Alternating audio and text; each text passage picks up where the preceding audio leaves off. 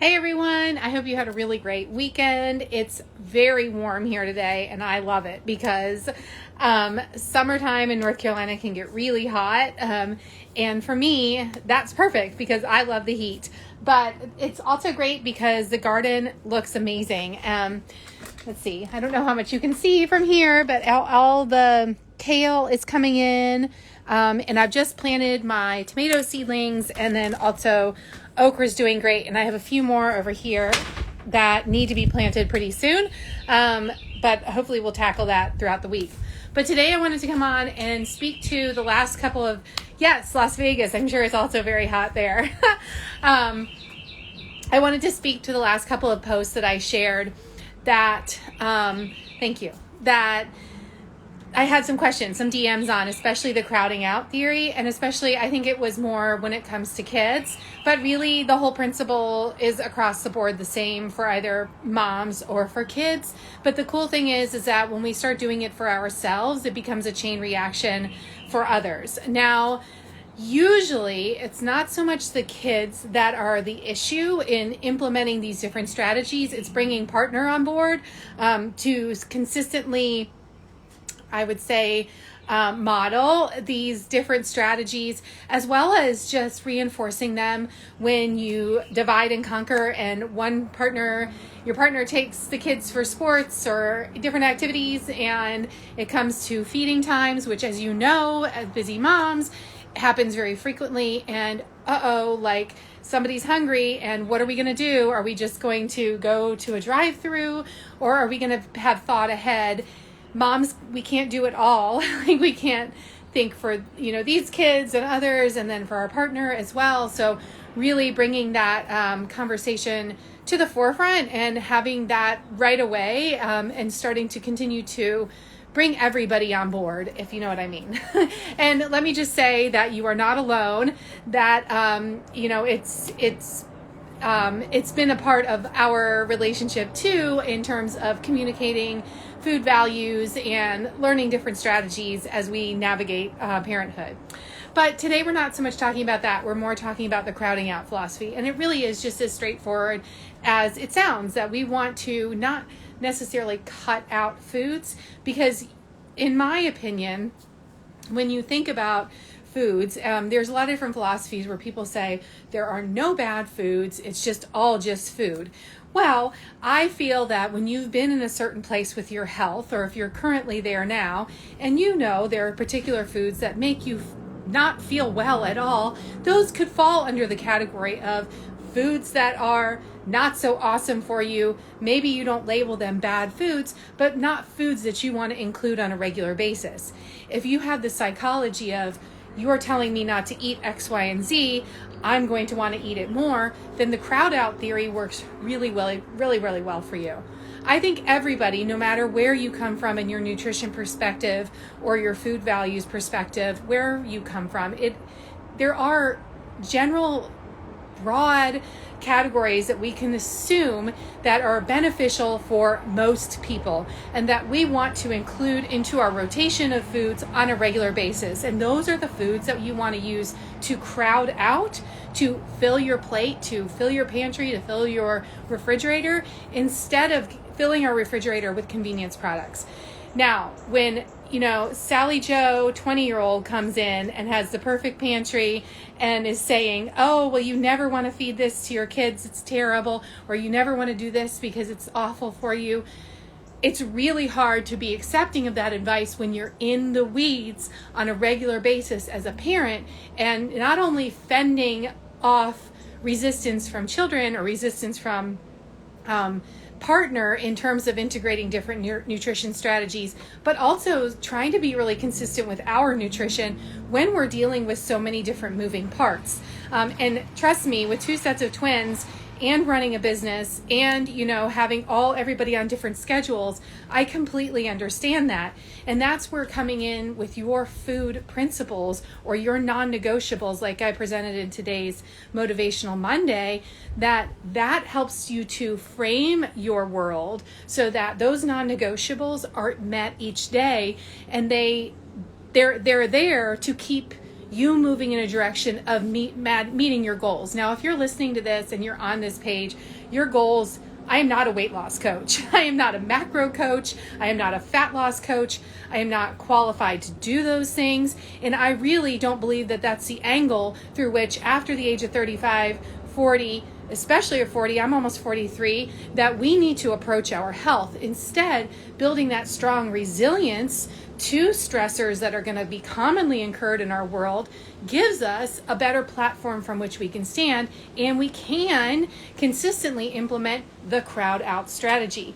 So what is that crowd out strategy? It is that you, like I said, you fill your plate with whole foods. So you want to use bright colored fruits and vegetables, things that are going to be rich in polyphenols, that are going to have vitamins and minerals, bioavailable nutrients for you on a regular basis, thinking things like kiwi and pomegranate and cherries, melons, berries, of course, apples, tropical fruits like papaya, mango, pineapple. All of those things have different nutrient properties that are healing and nutritive for us, especially during a state where a lot of us are in a constant hustle from day to day. There's not a lot of downtime and recovery time. Most of us aren't lounging on the couch, just relaxing while the kids are at school. We are constantly on the go, and our system is constantly being stressed. Hence the need for whatever we're putting in our mouths needs to be pretty top of game if we want to function top of game. If we don't want to have the spiral of negative effects that we may see some of our friends going through, or our parents, or our family, that you see those downward spirals that I point out a lot on my page. Yes, whatever weight loss that might happen is a side effect, always, because you can't force your body into it, especially as we get older, because it's not sustainable. So other things, thinking about in terms of nutrients, you want to look for those root vegetables, because like I said, they're going to be really rich in potassium, and that's a keystone mineral, especially for blood sugar stability. Root vegetables are going to be turnips, rutabagas, carrots, white potatoes, red skin potatoes, Yukon Gold, sweet potatoes, all the different colors, and beets. All of those things are not only beautiful in appearance, but they're delicious. And if your palate is not used to that, get used to it. Figure out how to prepare them and how to bring them into your rotation. And if the whole family isn't eating them yet, so be it. Buy yourself one beet, one potato, whatever you need for yourself, and start presenting that as this is what mom is doing. And then start integrating it into meal plans in small doses in different formats, because you are the catalyst, we are the catalysts to create that change within the household. And not only will it help the entire family, but it also will help us moving forward. So all of those root vegetables, winter squashes, which you can usually access year round, the quality diminishes, of course, a little bit as we go throughout the year. But, fall is the usual time that you think of butternut, acorn, pumpkin, all of those different squashes. But those are loaded with potassium, and you always add some salt to it so that we can use that potassium. And, hint for those of you that are on right now, I've got a great giveaway from Redmond's Real Salt that's coming up in 2 weeks. It's just amazing. I was so thrilled with what they're going to give to you guys. So that is the preferred salt that I use with the minerals that help you to use all the potassium in the foods that you're eating. All right, so root vegetables, winter squashes, and then of course all your non-starchy vegetables like your brassicas. They're going to be loaded with things like sulforaphane that's really great for estrogen dominance, that helps with phase 2 detoxification. Food is information. It's not just macros, or it's got micronutrients that really can trigger so many different reactions in our body, that if we don't have that coming in from food, you can take supplements. I take supplements. My clients take supplements. But food is primary, because you don't want to be on supplements forever. You want to be getting that from food and really supporting our body daily at every mealtime with these micronutrients. So asparagus, cauliflower, broccoli. A lot of us get in the pattern of just getting the big bag of frozen broccoli. I know I do. Or the big bag of frozen cauliflower rice from Costco. And that's great. Eat that, but try to incorporate other things like asparagus, Brussels sprouts, greens. If you have a garden, that's why I grow kale and I grow beets mainly for the greens. Occasionally I get the bulbs themselves, but I grow them for the greens, because those greens, as soon as you cut them, they're going to start losing nutrients. So if you can put them in a pot, like I'm going to put some of I'm going to grow a few greens in a pot for my mom and some tomatoes, but those greens, as soon as you cut them, they start to lose nutrients. So if you can have them right on hand out your back door, that's even more powerful. Herbs and spices also play a huge role. Then when it comes to protein, quality matters hugely. And plant proteins are good, but they're not a complete protein. So we want to think of things like pastured eggs. I'm going to tell you what, I have been getting eggs at the farmer's market here, and they were good. But when I went to Trader Joe's and got them, their pastured eggs, I don't remember what the label exactly says, but they were darker orange and better quality than what I was getting at the farmer's market. So shop around and make sure that you're getting that deep dark orange, because that's going to be higher in micronutrients. If you can't tolerate eggs, or you've done a sensitivity test and you can't do them right now, just keep working on healing your gut so that you can reincorporate them and have them on a regular basis. Another easy one to incorporate with the kids and crowd out the junk and start making things like muffins and bars. So easy to make at home, and you can make loads of them and put them in the freezer and save a ton of cash, because those kids' snacks are so expensive, especially as our kids move into preteen like mine are, and they're eating like all the time. So incorporating all these nutrient dense foods. And then things like pastured animal proteins, organically raised meats, grass finished meats, wild caught fish, seafood, shellfish, all of those things are going to be supporting our body, all giving us the amino acids that we need, the wide array that we need for growth, repair, hormone synthesis. And if we don't have those things coming in again on a regular basis, and we're relying on protein powders or protein bars, you're really not doing yourself the full service. And I would say, like I said in my story this morning about my breakfast, I had the lentils, and I think I had beet greens and Swiss chard and chives and oysters, and that crowded out the chocolate peanut butter protein bar that I have in there for William when he comes back from, soccer. Instead of having that for breakfast and a cup of coffee because I was in a hurry, instead, you have that nutrient dense meal that sets me up for better blood sugar stability, helps me juggle the crazy morning that it is with 2 sets of twins, getting everybody off to school and dealing with their little, ins and outs. We need the nutrients because that gives us the brain stability. If there's one thing that my clients all walk away from saying is, I feel like the hustle of my world is still there. The stressors of my world are still there, but I feel like I can juggle and handle everything so much better.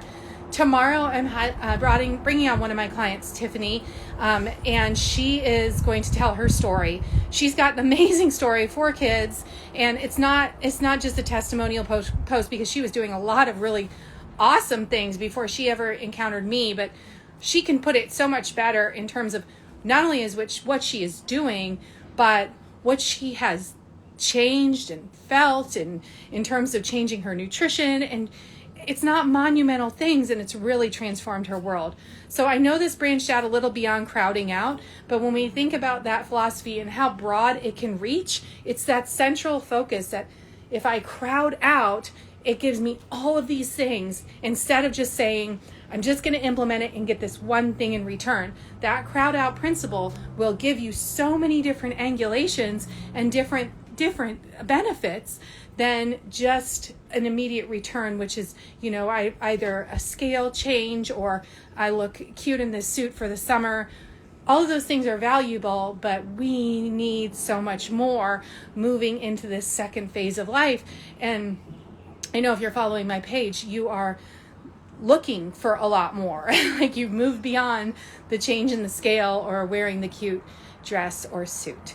So, okay, I hope that you were able to follow my mishmash here and look for, I got a really great mobility body control program coming out tomorrow, 3 different exercises, and I'm not going to do it in a reel because I think that's annoying. You have to keep rewinding. I just put it in a little video format. And then tomorrow midday around 11, I'm going to meet with Tiffany, and she's going to be on here live. So if you can't catch it live, make sure you watch the replay because I think she's going to throw out some really great pearls. And what's cool is she's a mom just like you and I, and she's in the thick of it like we all are. She's not, on her throne somewhere, right? So, okay, great. Well, I hope you guys have a good rest of the day, and I'm going to go get a little bit more work done before my last client of the day, and then the kids get home from on the bus. So, okay, thank you so much. I hope you have a nice rest of your afternoon and evening. Bye-bye.